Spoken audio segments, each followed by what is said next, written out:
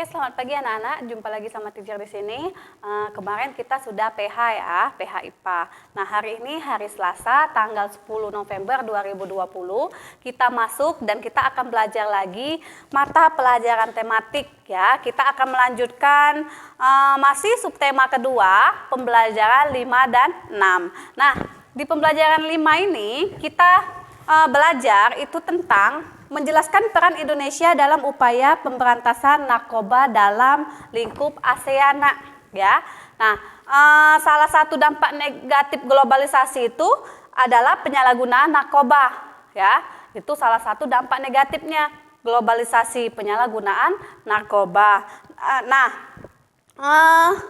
Di sini bisa kalian buka buku kalian di halaman 66 sama 67.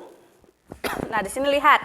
Di sini ada pertemuan ke-38 ASEAN Senior Official on Drugs Matters of Vietnam tahun 2017. Nah, pertemuan tersebut membahas penanggulangan penyalahgunaan narkoba di kawasan Asia Tenggara.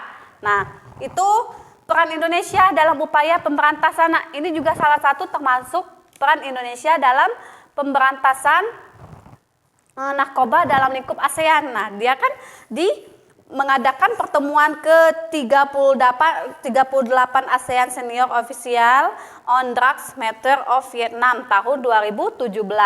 Nah, Vietnam itu kan merupakan negara ASEAN. Nah, ini salah satunya ya. Nah, di sini juga kerjasama ASEAN di bidang penanggulangan narkoba telah berlangsung sejak ditandatangani ASEAN Declaration of Principles to Combat ya. Nah, bisa kalian baca di buku kalian. Nah, itu ada sidang menteri-menteri luar negeri ASEAN Tenggara di Manila pada tanggal 26 Juni 1976. Nah, itu. Di sini juga Indonesia pun berperan untuk mendukung kerjasama antar negara ASEAN terhadap pemberantasan narkoba melalui Badan Narkotika Nasional, melalui BNN. Nah, BNN itu Badan Narkotika ya, Narkotika Nasional. Badan N-nya itu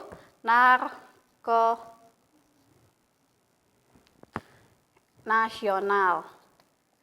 Mungkin kalian pernah dengar BNN ya. Nah, pemerintah mendukung upaya pencegahan dan pemberantasan penyalahgunaan dan peredaran gelap narkoba ya, atau narkotika. Nah, ini kita itu memberantasnya, pihak polisi itu bekerja sama dengan BNN dalam pemberantasan narkoba di Indonesia. Itu ingat salah satu peran Indonesia tadi mengadakan penyalahgunaan ya, mengadakan pertemuan penanggulangan penggunaan narkoba itu. Nah, kita akan lanjut ke materi berikutnya yaitu brosur. Nah, brosur itu merupakan suatu jenis reklame juga ya. Brosur itu merupakan jenis reklame ya.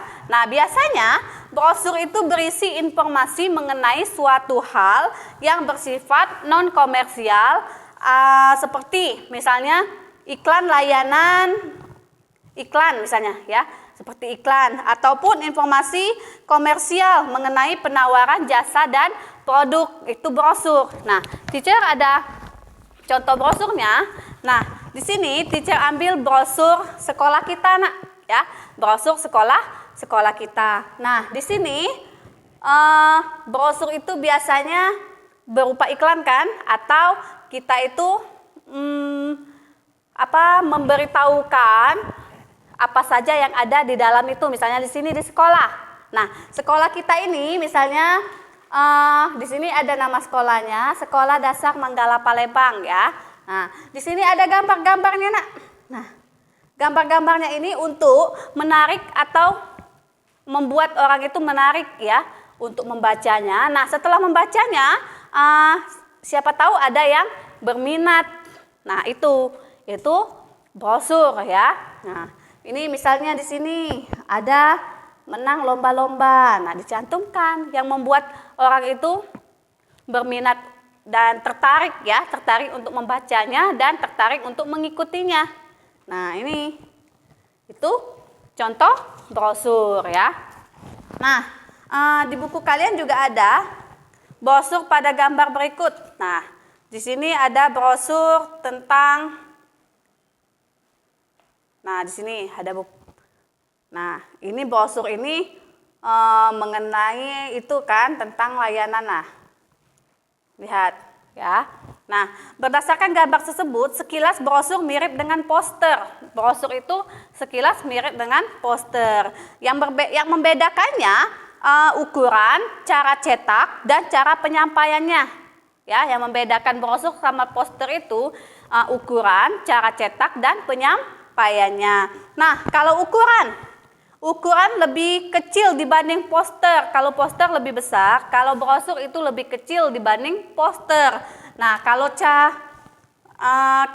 cara cetaknya, brosur biasanya dicetak bolak-balik.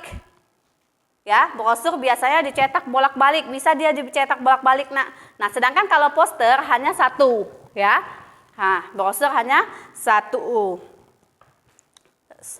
Poster hanya satu ya. Nah, cara penyampaiannya, kalau penyampaian brosur itu dilakukan secara langsung, dibagikan secara gratis kepada konsumen ataupun masyarakat luar. Sedangkan kalau poster itu ditempel di dinding-dinding, ya. Itu perbedaannya. Nah, perbedaan brosur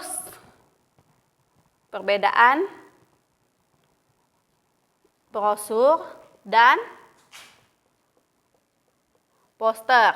Nah, kita buat di sini. Ya, perbedaannya. Nah, ini brosur. Ini poster. Nah, yang pertama tadi, brosur itu ukurannya lebih kecil dari poster. Ya, nah, artinya ini ukuran lebih kecil dari poster. Sedangkan kalau poster itu ukurannya lebih besar, Nak.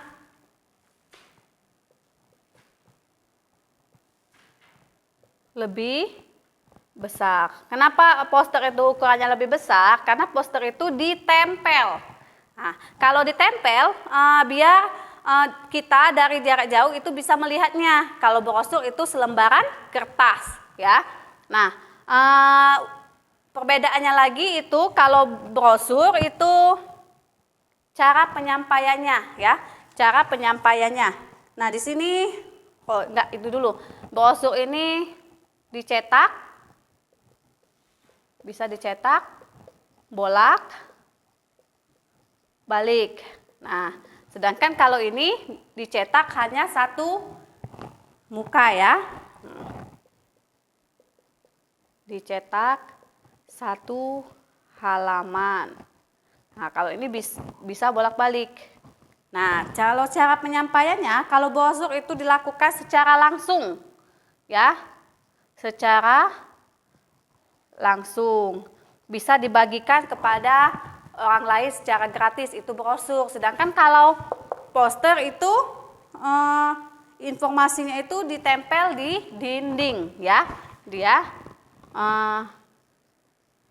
ditempel di dinding. Itu perbedaan brosur dan poster. Nah, sekarang kita akan lanjut.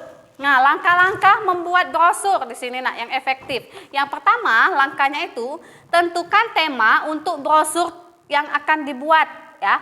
Tema yang akan kita buat, sesuaikan jenis usaha kita, ya, yang akan kita sampaikan. Misalnya tadi teacher beri contoh kalian brosur sekolah Manggala, ya. Nah, misalnya bisa nggak teacher kalau misalnya kita ada usaha, misalnya ada usaha restoran, ya, kita buat brosurnya, bisa, Nak, ya. Nah, kita harus tentukan dulu usaha apa atau tema apa yang ingin kita buat brosurnya. Nah, langkah yang kedua, gunakan kalimat dan foto yang menarik agar masyarakat memutuskan mau membaca informasi di dalam brosur. Nah, ingat, kita harus menggunakan kalimat dan foto yang menarik, ya.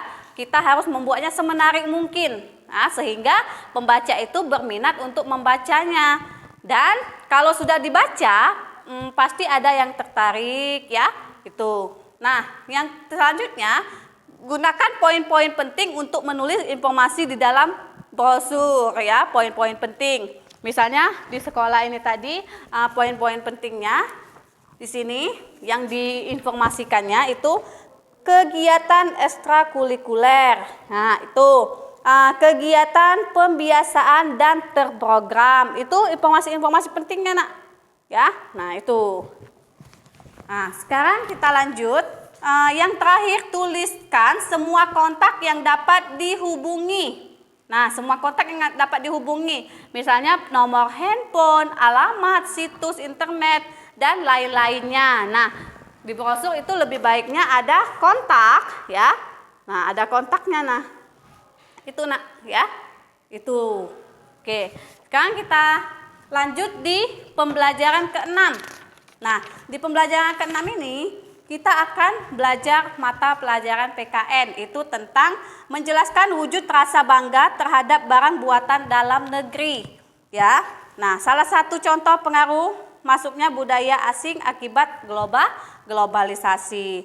Nah, wujud rasa bangga kita terhadap barang buatan negeri itu, yang pertama kita memakai produk dalam negeri ya.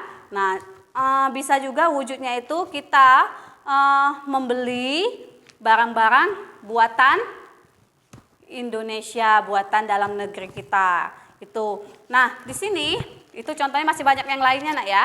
Nah, di sini ada manfaat menggunakan barang buatan dalam negeri. Nah, ini manfaatnya. Yang pertama, bisa kalian buka buku halaman 73. Yang pertama, memajukan industri dalam negeri. Nah, dengan kita memakai produk dalam negeri, kita itu sudah membuat maju industri dalam negeri kita ya. Nah, adapun ikut berpartisipasi dalam pembangunan nasional, meningkatkan kesejahteraan produsen dan para pegawainya, mengenalkan dan ikut melestarikan barang buatan dalam negeri. Nah, kalau kita memakai barang dalam negeri, nah secara tidak langsung kita sudah mengenalkan dan ikut melestarikan barang buatan dalam negeri ya. Nah, adapun membantu mematenkan barang buatan dalam negeri sebagai barang asli Indonesia ya. Nah, kita harus bangga menggunakan produk dalam negeri ya.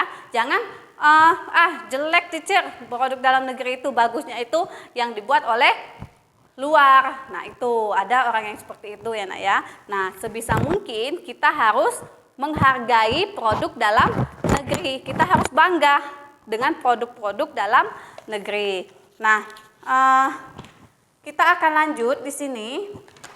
Di sini teks percakapan ini bisa kalian baca di rumah ya, bisa kalian baca sendiri di rumah.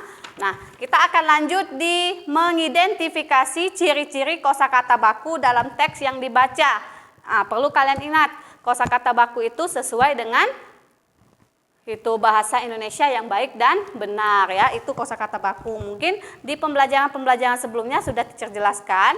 Nah, di sini ada teks tentang hemat listrik pada era globalisasi.